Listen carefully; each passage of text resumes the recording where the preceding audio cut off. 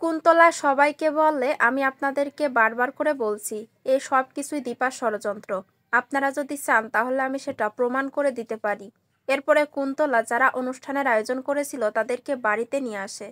তারা সবার সামনে জানিয়ে দেয় যে দীপা তাদের অনুষ্ঠানে অনেক টাকা দিয়েছে, আর তার বিনিময়ে তারা সূর্যকে প্রধান অতিথি করেছে অনুষ্ঠানে। সোনা বলে, তুমি তো নিজেই একজন ক্রিমিনাল, আর বারবার করে রুডির উপর দোষ দাও। দীপা বলে, আমার ডাক্তারবাবুর সঙ্গে কিছু কথা বলার ছিল। সোনা আবারও দীপাকে অপমান করছে। তখন সূর্য তার প্রতিবাদ করে।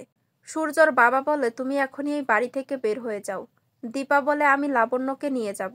জয় বলে, না, লাবণ্য আমার কাছেই থাকবে। এরপরে দীপা সেনগুপ্ত বাড়ি থেকে চলে যায়। এদিকে চারু সবাইকে বলে, আজ তো সবারই মন খারাপ, আমরা বিকালবেলা সবাই মিলে একটু ঘুরতে যাব। এরপরে সবাই ঘুরতে যাওয়ার প্ল্যান করছে। তখন অন্যদিকে দীপা অন্য প্ল্যান করে। সবাই যখন ঘুরতে যাওয়ার জন্য বের হতে যাবে তখন দেখে দীপা বাড়িতে জন্মাষ্টমীর পুজো করছে। এদিকে রুডি তার মাকে ফোন করে তাড়াতাড়ি সেনগুপ্ত বাড়িতে আসতে বলে।